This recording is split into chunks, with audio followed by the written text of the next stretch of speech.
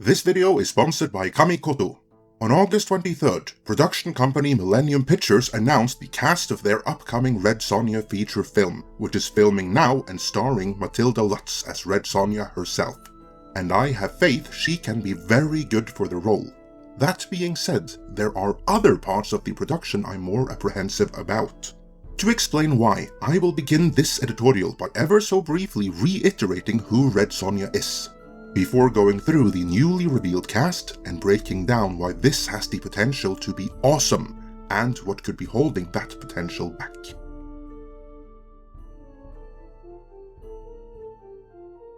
Like Conan the Barbarian, Red Sonja was created by Texan author Robert E. Howard. However, his original iteration of the character is not the one with the iconic chainmail bikini you know from the comics. No, Howard's Red Sonja only appeared in the 1934 story The Shadow of the Vulture, and here she is a 16th century Ukrainian gunslinger. The modern iteration of the character came to be in 1973, courtesy of Roy Thomas and Barry Windsor Smith.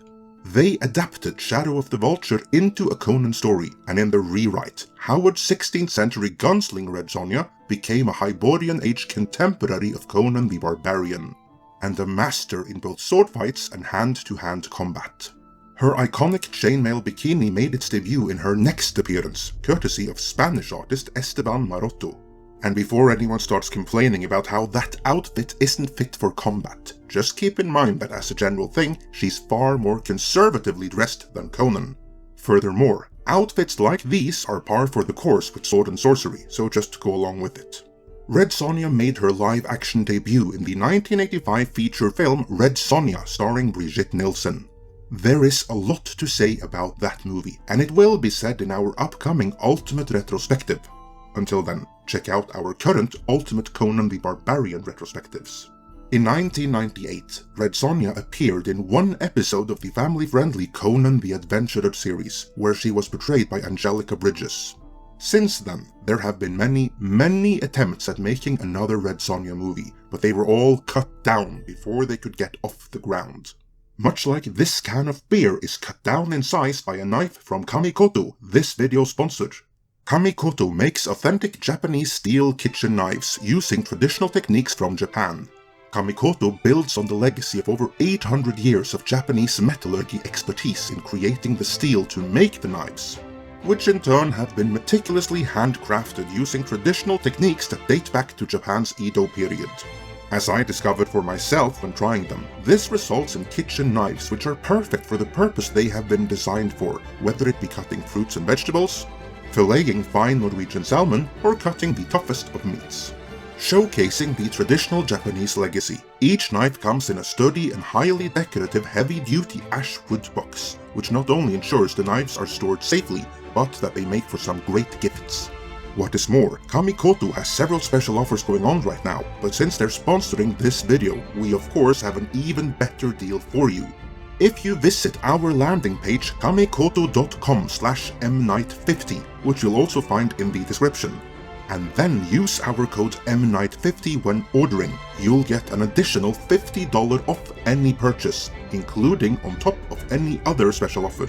So head on over to kamikoto.com/mnight50, type in our code MNIGHT50 upon checkout and order your Japanese steel kitchen knives now.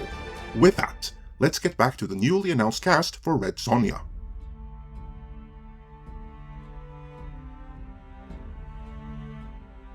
The new Red Sonja will be Italian-American model and actress Matilda Lutz.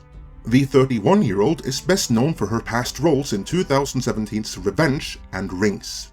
I won't claim too much familiarity with her previous work, either as an actress or as a model, but based on what I have seen, I think she has both the looks and acting chops necessary to pull it off. What gives me faith she can do this though, is that she was cast by director M.J. Bassett. In the announcement, Bassett is credited with saying, "When I met Matilda Lutz, I knew she had all the magic I was looking for and could see the complexity and depth she would bring to Sonja." Now granted, this is a press release and a PR statement, so everyone addressed will always be the bestest ever for their role. But what gives me a good feeling about this is that of all the directors that have ever been attached to this production, few have been as good a fit as M.J. Bassett.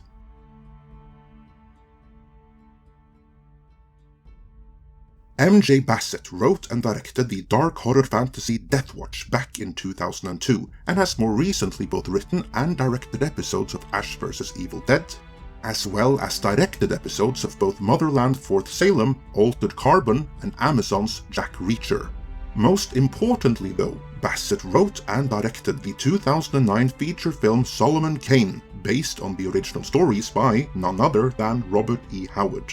I know some will object that Bassett's Solomon Kane was an origin story, and Howard never wrote an origin for Solomon Kane. This is true, but the reality of filmmaking at the time when Solomon Kane was made was that the investors mandated origin stories, and the one Bassett had to come up with worked pretty well. And casting James Purefoy as Solomon Kane was nothing short of a stroke of genius, as he absolutely nailed the part. This past experience with Solomon Kane in particular, on paper makes M.J. Bassett the perfect choice to helm a Red Sonja movie. And when the same person who cast James Purefoy as Solomon Kane picks Matilda Lutz as Red Sonja, I am willing to trust this is a good choice. Because of director M.J. Bassett, I think this has the potential to not only be the best live-action Red Sonja adaptation to date, but a fine sword and sorcery movie in its own right. However suitable M.J. Bassett on paper is for a Red Sonja movie, Bassett doesn't have free rein in deciding what movie to make, or even which version of Red Sonja to adapt.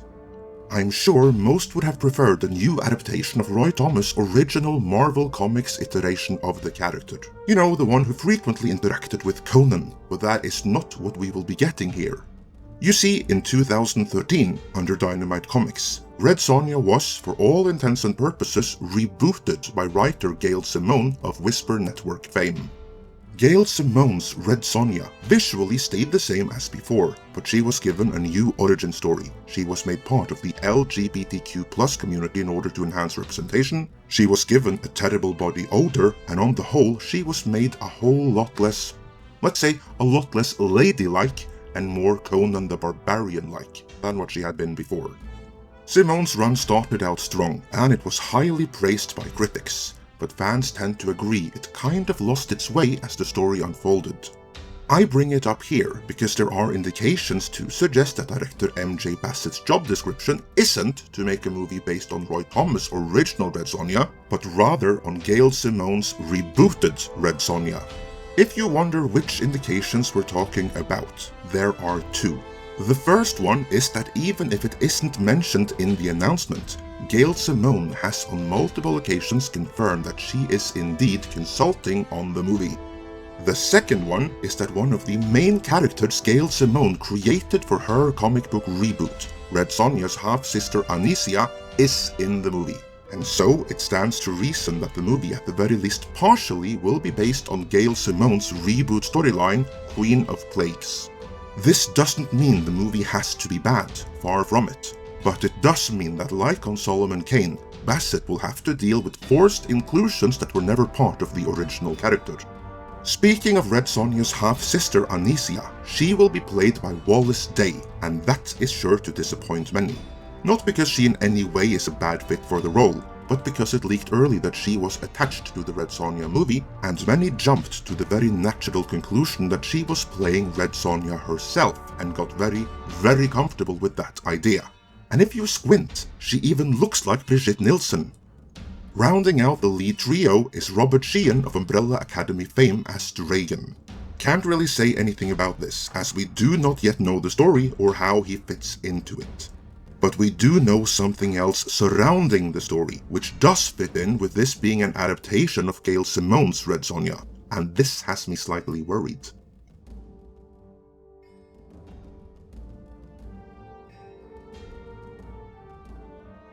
The previous, now defunct iteration of the movie was set to star Hannah John Kamen as Red Sonja.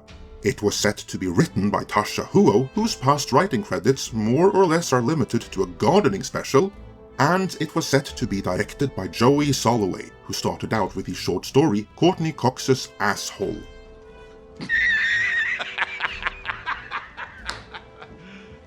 You serious? Yes, I'm serious. Google it. Soloway's career started out with a story kicked off by Courtney Cox's butthole bleaching habits. and went from there to one non-binary gender-bending social justice-oriented project after the other. Maybe Tasha Huo and Joey Soloway came up with a great Red Sonja story, but if they did, it would be a major departure from anything they made before. The reason I bring it up is because in the press release, they are still credited with having scripted the film. The production company president was however quoted saying, "This has been a long journey from script to screen, and I'm kind of hoping there were some pretty extensive uncredited rewrites along that journey." But that brings us to the other thing that has me apprehensive: Millennium and its cadre of producers, led by Avi Lerner. There have been many previous attempts at Red Sonja movies, and for one reason or the other, they all fell apart.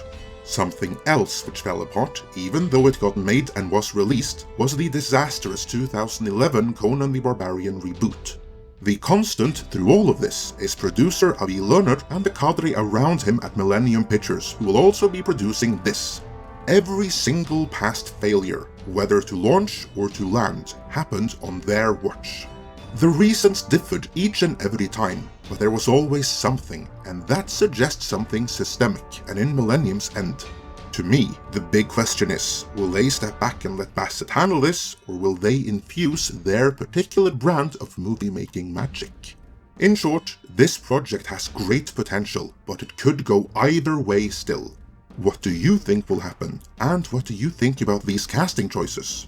Let me know in the comments, and before you go, remember to head on over to kamikoto.com/midnight50. Type in our code midnight50 upon checkout and order your authentic Japanese steel kitchen knives now.